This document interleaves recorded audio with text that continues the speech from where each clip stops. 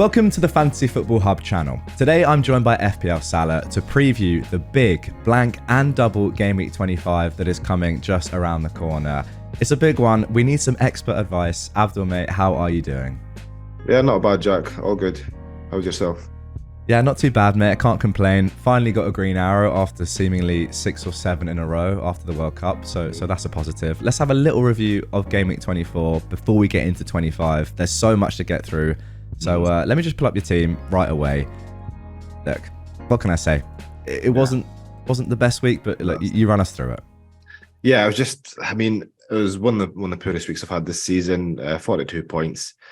I think the main reasons for the red arrow was no Odegaard and no Bruno Fernandes. I think that's where the majority of the points came from. From like the high owned players. But yeah, I fell from like 140k to 210k, something like that. So yeah, it's not looking good, to be honest. I was hoping to try and kind of get up near around about 100k. Coming into this period of like the blanks and doubles. But yeah, it's the first time I've had like a really poor season in about 4 seasons, I think. So I'm kind of used to it going well. So I'm kind of adjust, and I'm going to see what happens. I'm going to see how I finish up, when it comes up to Game Week 27, 28. And then depending on where I am, just, maybe see, taking risks and things like that and going down different routes. But yeah, not a good game week and not a good season so far.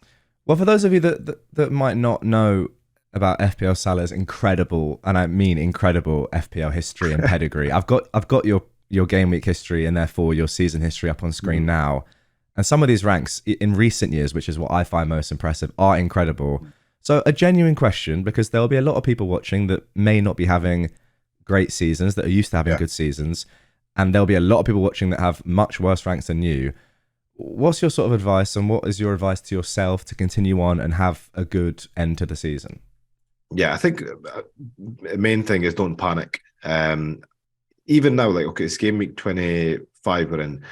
That may seem like, it's kind of you're in the season. If you're not a good rank, then you might think your season's over, but there's plenty of points still on board. I mean, it's game week 25, but the amount of double game weeks we've got as well.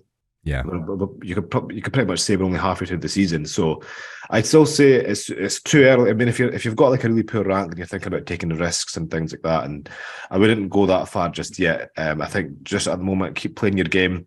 Keep playing, as you would, sensible options. Bring in the players who have double game weeks. Captain the sensible picks. And by sensible I mean when, for example, like this week, you got a double game week player like a Salah or a Saka, and then Haaland during double game weeks. I wouldn't be taking risks on captains and stuff just yet. So yeah, just play the game as you would, optimally as possible. And then once we get to around about game week, I'd say, 33, 34 is when we're using the wild cards and, when the big double game weeks. I think then assess where you are and where you want to be. And if you're still kind of unhappy with your rank, then, then you need to start looking at risks about then. But it's a bit too early just now. Sure. Okay, so let's get on to talking about Game Week 25, because it's probably the biggest game week so far. I think we can all agree. Yeah. What are your initial thoughts on the key sort of players that we need to be targeting that may not be in teams so far? Who are the players that just have to be in our teams? Yeah, I think we'll ignore Arsenal, because I think everyone pretty much has triple Arsenal. If you've not got a triple Arsenal, then obviously I think that is the main priority. Not only do they double this game week, but then they've got a guaranteed fixture in 28 as well. So yeah, apart from that, I think the main option, definitely, I think the one guy you need to get in is Mo Salah. Not just saying that because I'm a big fan of his, but I generally think he is the best captain option this game week. Okay. I know Liverpool haven't been the best this season. Nowhere near, and Salah's been nowhere near what he's capable of as well. But if you look at his stats, his underlying numbers, it's still not as good as last season, but still definitely worthy of bringing him in for a double and captaining him. He's got the second highest XG amongst midfielders, just behind Rashford. He's still creating chances. He's on penalties. He's a 90-minute man. He'll start both those games and get close to 90 minutes in both. So definitely Salah. And then I think it gets interesting after that, because I'd say the next best options for me would be Trent and then Robbo. So Trent Alexander-Arnold, Andrew Robertson, and then Darwin. In that order, I'd say Salah, Trent, Okay. Robbo, and Darwin. I think Darwin, obviously, he's had that little injury scare, but he has been training, and obviously we'll find out tonight in the Champions League game. If he plays, he'll be fine. But even if he's fit, I mean, we've got Jota and Firmino back, so his minutes will be, reduced. Even if he's fit, I mean, he'll probably play maybe 60 to 70 minutes in each game. Probably, I think he's definitely going to start both games. He's a starter. For Right. the Okay. even whenever he's fit. So still a good option, but I just due to the minutes and the attacking threat of obviously Andrew Robertson and Trent, I'd still put them ahead. Other than that, honestly, I wouldn't be looking to bring in any. I mean, for Everton, I would be looking to bring in either.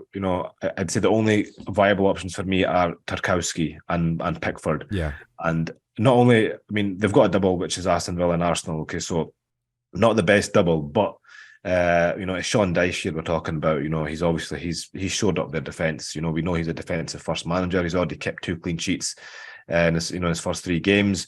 But I think one of the main reasons for bringing in Everton player, not just a double, is they've also got a guaranteed fixture in Gameweek 28 and a guaranteed fixture in 32. So and if you're looking to take hits, bring them in, then it makes it worth it. And obviously, I don't think I'd be looking to bring in any Wolves players, possibly like, a Kelman. But if you're going to be bringing in a Wolves defender, you might as well go for an Everton defender, who have probably got, a better double this game week and, the guaranteed fixtures ahead. And then obviously a lot of people will have Bueno and Patterson. I'm not expecting them to play 2 games, and Bueno might get 1. I think Patterson probably won't get any, to be honest. And Yeah. Coleman's, just been on fire, and he scored last game week, which is bad news for Patterson owners like me. And then if you look at Sean Dyche's recent comments about him, he's been praising him to the skies. So with Patterson and Bueno, I'd probably count them as single game week players, to be honest.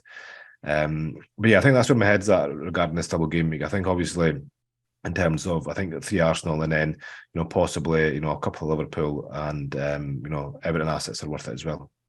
Okay, I just want to go back to your point on Salah, and you seem pretty sure straight away he is the best captain option.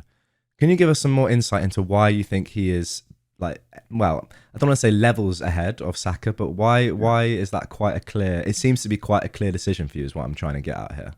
Yeah, for me, it's a clear decision because, Yeah. I mean, if you look at his price, right, he's 12.4 million. Take that with the equation. I mean, there's an argument about not having Salah this season because of his price, which is fair.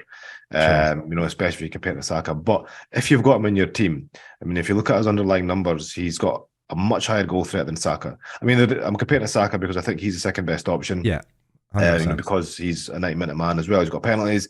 He's got a much better XG, so he's got a much higher goal threat, and he's got probably like a similar assist threat. And if you look, like over Salah's past 4 or 5 seasons, and you look how many goals and assists he scored, and you look at Saka's, he's clearly the better option. I mean, when you're looking at them as options in terms of price, then you're at the moment Saka is better. But when you've got them both in your team and you're looking at captain one, it's clearly Salah for me this week. Not saying Saka's a bad option, but I think if you look at their historic stats, historic performances, and just their underlying numbers recently, Salah has gotten a goal and assist in his last few games as well. Liverpool do look to be improving, a tad.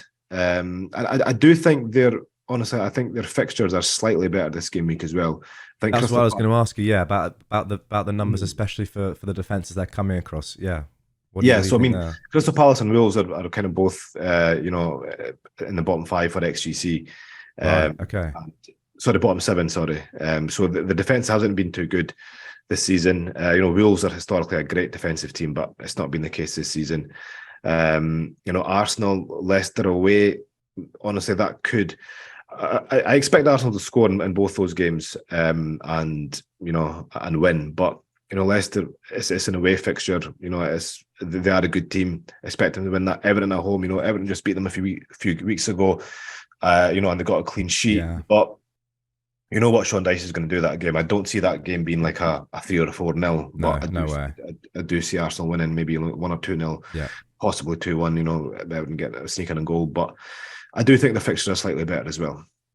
Sure. Okay, so looking at the double as a whole and the blank, of course, on a more macro level, how many players do you think we need to have that are doubling? Because I'm seeing a lot of people in the community right now on Twitter, on Reddit, they're speaking about -8s, even -12s to get in doublers. Is that really necessary? Do we need to have 6, 7, 8 doublers in our team?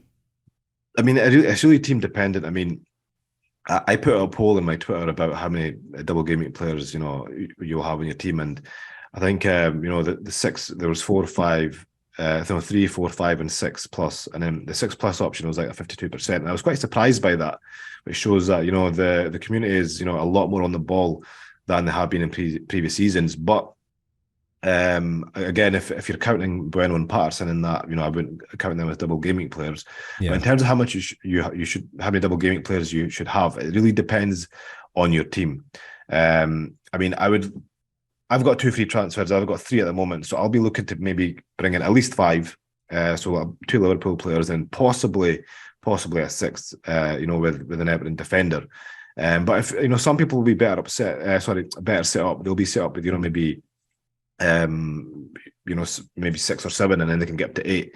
And if you've only got like say 5 or 6, and you've seen other people with 7 or 8, I wouldn't see that as you have to get those 7 or 8 players as well. Everyone's team's set up different. Some people are in a better position than you, and with you taking those hits, you really need to kind of look at how your team's going to be set up for the future game weeks as well. I mean, I'd be more inclined to take hits for players like for Liverpool players, for Arsenal players if you don't have the 3 Arsenal. Yeah. And Everton players, because of, as I mentioned earlier, Everton have got a guaranteed fixture in 28 and 32 as well. So you kind of need to look at it long term, because we'll likely be playing our wild cards in game week 33. So we need to look at maybe up to game week 32. And I know depending on how the FA Cup results after game week 26 will kind of determine our chip strategy. So we might use a wild card earlier, but I think we kind of have to assume, we use them at 33 and, plan up until 32 with our transfers at the moment. And I would say, yeah, just look at your own team and, look what makes sense. I mean, if you're looking at getting rid of, if you've not got players like, I know I've seen managers this week looking at players, like bringing like McNeil and, and Iwobi. And those managers are in a really luxurious position of already having the likes of Salah and possibly a Trent. So that's where they're using their transfer. So I would be looking at that and, looking at bringing those players in. I think your main priorities have got to be the main guys, which are 3 Arsenal and then the Liverpool players. Okay, so let's move on to your team now. I've got it up on screen on the Fantasy Football Hub, my team tool. I think I'm counting correctly when I say that you have 3 doublers at the moment, 4 if you want to include Patterson. Yeah. 2 million in the bank. Run us through your sort of initial ideas. Obviously, it's only Wednesday, so a lot of time for things to change. Sorry, it's Tuesday today, isn't it? A lot of time for things to change. Champions League games today and tomorrow. What are your initial thoughts on your transfers? You've said about Salah captaincy, so I assume he's coming in? Yeah, for sure. I think Salah is a no-brainer. So KDB will go for Salah. Okay. And then the second transfer is really, really unsure at the moment, because the thing is, my initial thoughts were, Mitrovic to Darwin, and I've got like literally, 0.0 in the bank, 0 wiggle room, for that move. So if Mitrovic falls in price tonight, or Salah falls in price, then, I won't be able to make that move. So my backup plan is, bringing in either Trent or Robertson. And if I bring in Trent, I'll need to get rid of Trippier. So I'm really tight on funds. And if I want to keep Trippier, I'll need to get rid of Shaw to bring in Robertson. So I think by Thursday, Friday, when I'm looking to make my transfers, it kind of really depends on how much I've got left in the bank. In terms of the price changes will probably dictate who I bring in. And I would rather I would rather keep Trippier than Shaw, and I think a lot of people will have that dilemma this week of who to get rid of, out Shaw and Trippier. Yeah. The reason I say keep Trippier is because, Man U have got Man United have got Liverpool in game week 26, so you'll bench Shaw in that fixture. But Newcastle also got City, so you're going to be, whoever you get rid of or whoever you keep, you're going to be benching them in game week 26 very likely.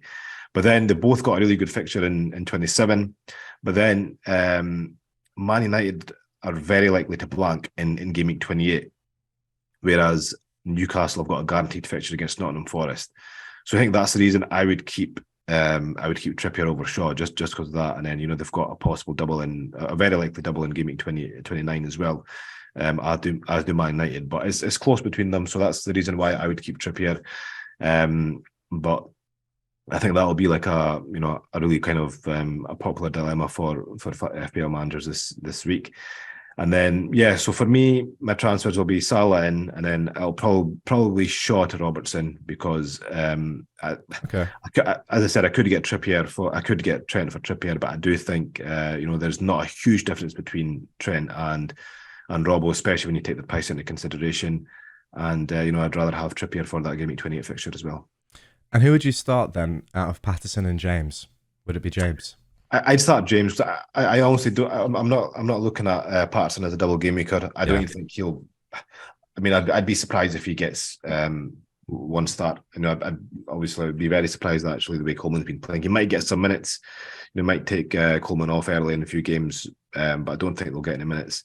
I still haven't ruled out. I mean, as I said, judging by my kind of my money situation, I could possibly even bring in Tarkowski for a hit, because if I decide I want Darwin and he's risen, and Mitrovic falls in price, which he's likely to fall this week. So I'm very likely going to be priced out of that move, right? So I could do Salah and Mitrovic to